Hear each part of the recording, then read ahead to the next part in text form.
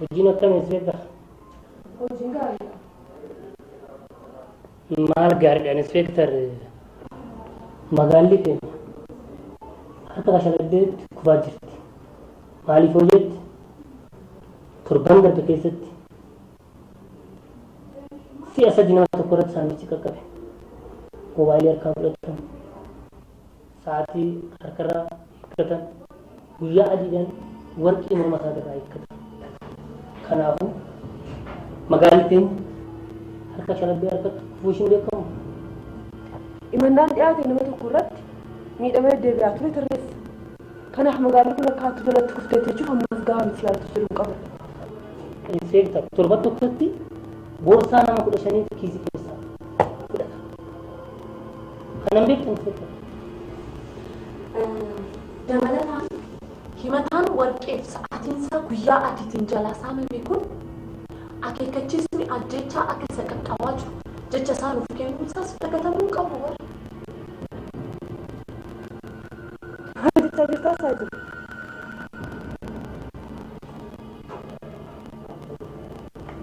Inspektar hin beeku itti jirtaa? Ifama komaandar hin beeku.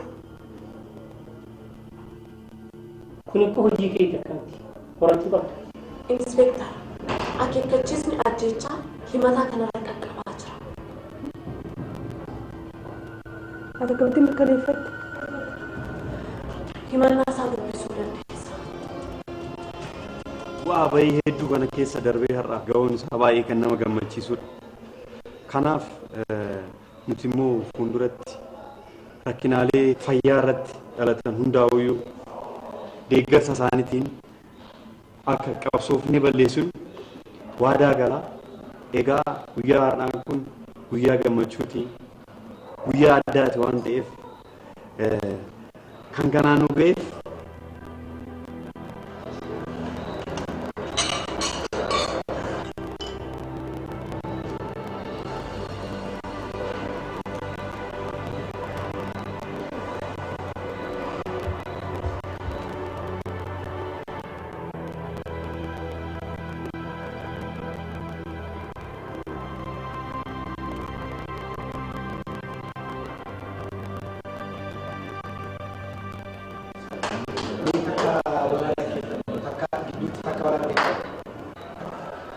dhugdanii utuma taphattanii kabajamtoota keessummoota keenyaaf baga nagaan dhuftan isiniin jenna.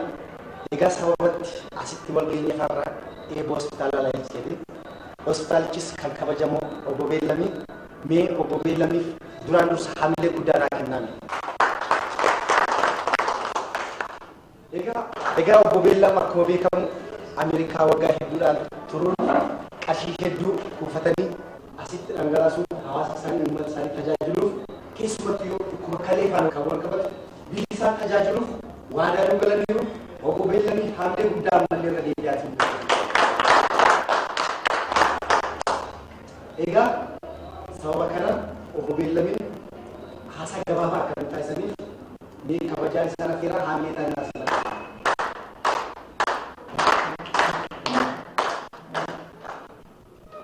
Galatoomaa. Egaa akkuma buleessi koo ibsetti guyyaan har'aa kun anaaf guyyaa addaati. Ogummaan qabuun barumsaan qabuun turmaata koo biyya alaatti gaafii sammuu koo cinqaa ture. Har'a na milkaa'u isaatti hedduun gammadee baga naa gammaddan. Egaa amma hospitaalli kun amma yeroodhaaf hojii haa jalqabu malee gara fuulduraa ogeeyyiiwwan biyya alaarraa galan jiru. Ammas immoo biyya keessaa ogeeyyiiwwan kanaan leenji'anii tajaajila kennaa jiran jiru. Egaa muuxannoon kun yookiin hospitaalli kun kan kanaan raawwatu qofa osoo hin taane iddoo rakkoowwan akkasii jiran baadiyyaa keessa deddeemuudhaan rakkoo uummanni keenya qabu keessattuu dhukkuba kaleetiin namoota rakkachaa jiran tajaajiluudhaaf ammas isin fuulduratti waadaa gala. Kan isaan harkachiise eenyu? Maal jedhee harkachiisee? Eenyu kan isaan harkachiise? Kun hojii keetii situ qorata.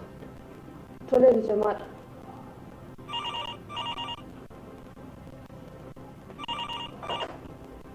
Maal? maaltu gale eessatti mee waan hundumaaf iyyuu hospitaala keessaa Commander Matuma. Deemuu dandeenya Commander. taa'imee inspektar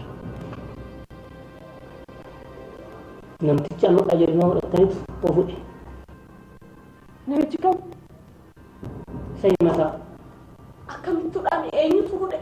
Akkamitti du'e Commander? Maaltu ta'aa jira? Inspektar. Osoo nun teenyee irratti mari'annu gad nu dursaa jiru. Hiriyoonni koo lachinaa ta'uudhaan jajjabina isaanii haamileen isaan naa kennan hedduu isaan galateeffadhaa. Egaa haati manaa koo seenaan lachinaa ta'uudhaan haamileen ishii naa kennitu hospitaala kana akka tumuru hedduu na jajjabeesseera haamilee naa kennaa. Eebbaadhaa kanarratti namoonni ijoo taatan argamtan malee uummata naannoo waliin sagantaa bal'aa ta'e qopheessinee akka eebbisiisu waadaan sinii galaa galatoomaa fayyaa ta'a.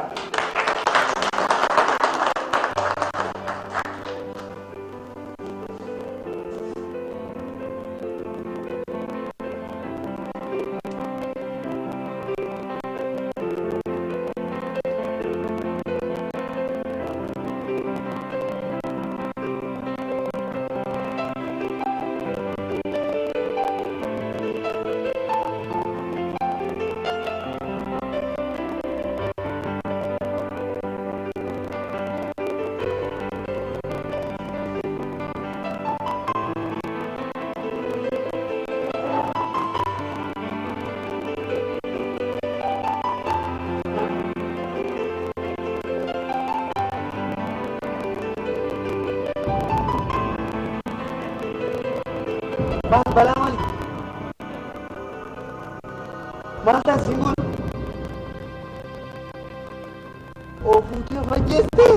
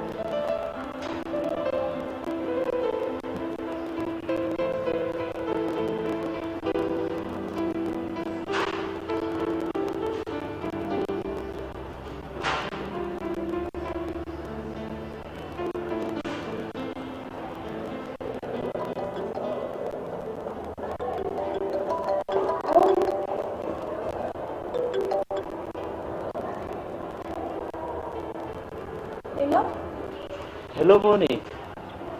Wantu injil Yesterday mtesin? jil hiriyaa ishee dheeraa wajjin deemu. Huh? Eeyyee.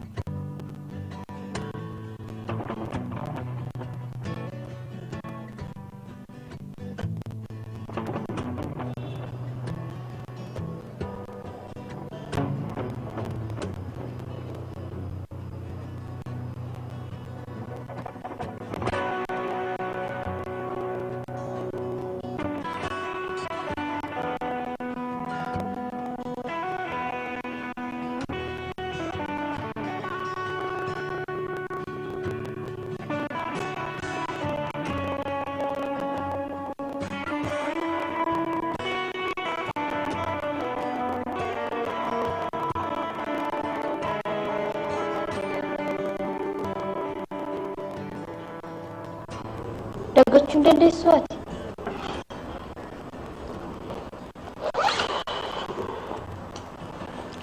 Tuffii dambarku. Ati yoo tuffattee dhiisumaatu si dhoorke. Maraataa kanaaf mana ta'uun kan kee kun maal jedhama akka?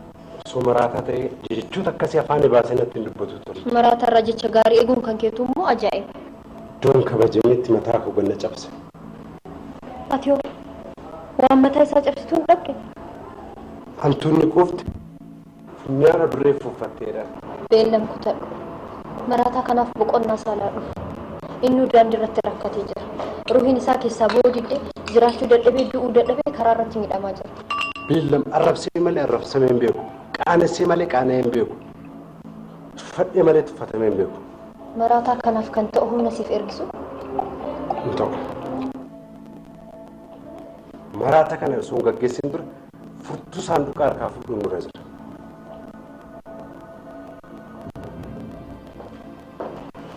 Furtuu maali? Furtuun jireenya keenyaa harka maraataa kanaa keessa jirti.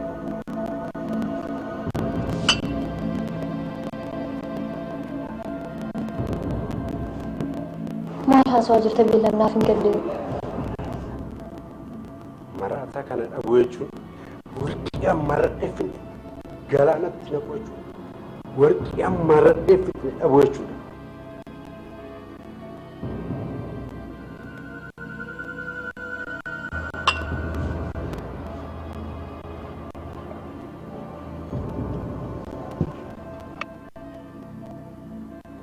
Warqii hammarradheen fixnee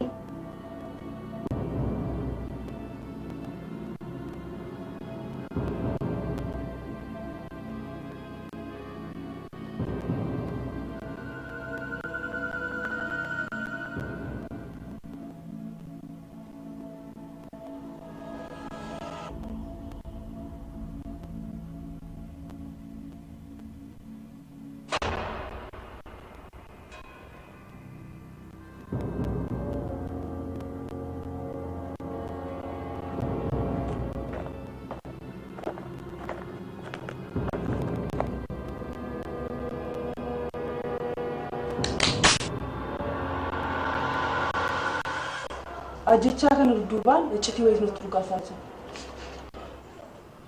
Inspektar, ajjechaa ta'uu isaatiif ragaa tokko illee hin qabu.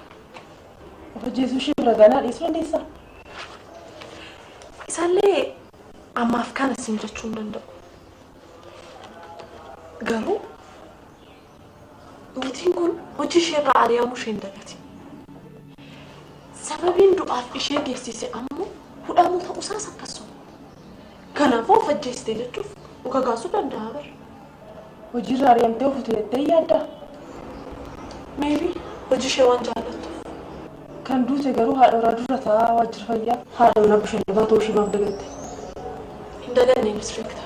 Walitti dhufeenyi isaan qabanillee araada dhugaatii ishiin qabduun dirqamuu isaallee nan beeka. Araada dhugaatii?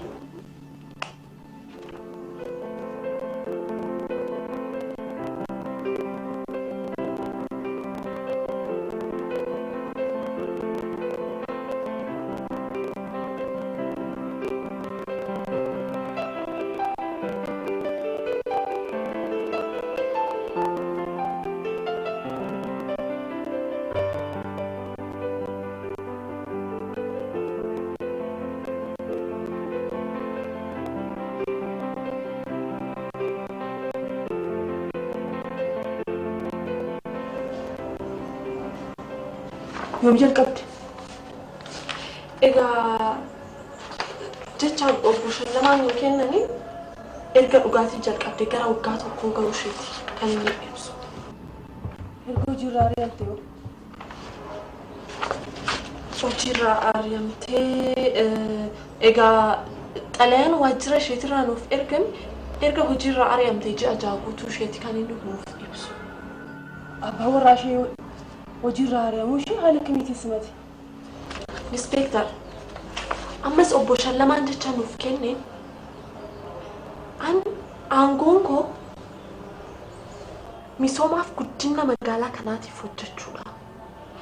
Namni kamiyyuu hojii isaatis haqaan dhugaanii fi iftoomaan hojjechuu qaba jecha jedhu kan inni nuuf kennu. Ejjennoon koo kunis maatii kootirrattis ni hojjeta jedhee kan inni jecha isaa nu kennedha. Inspektar jecha isaa irraa akka hubannutti namichi kun hojiirraa ari'amuu haadha warraa isaa kan inni callisee dhiise. Haati warraa isaa badii mataa isheetiin akka isheen hojiirraa ari'amte amanee waan fudhate natti fakkaata. Itti gaafatamaa waajjirichaa jechuun daayireektarri hospitaala sanaa garuu haadha manaa isaanii garuu hojiitti deebisu baannaan hojiirraa akka ari'aman akeekkachiisa gahaanii ture. Obbo Shallamaa irraa moo? Eeyyee.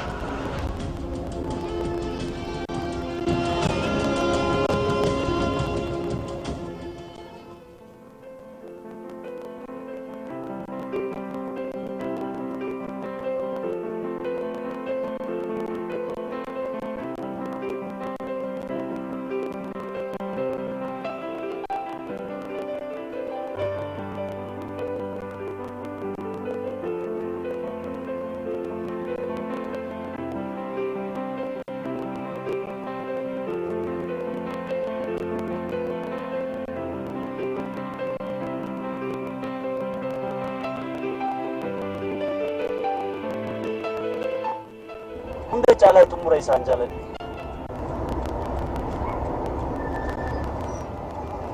Maal taatee bareedduu? Maal ta'e? Maal dhuma isaan jaalanne moo? Dhuma maal? Waa'ee fiilmichaa amma ilaallee haasaa jira bara. Baay'ee bareedaa ture. Bu'aa bahiisa hunda keessa darbanii dhufara tolfuu isaanii baay'een jaaladha. Maatiin intalaa gammachuun isaanii nama ajaa'ibsiisa. Gammachuu?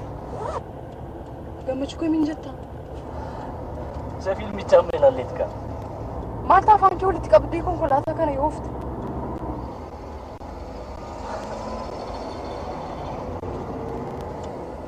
Jaalalli keenya suluujiidhaan hidhamee gammachuun abbaa kootii daangaa hin qabu sidha. Rabbiif jedhi dhaabi konkolaataa. Maal taatee boona? Dhabuusi miilaan hin deema. Maal? Dhabuusi bu'uun barbaade. Dhaabi siin jedhe.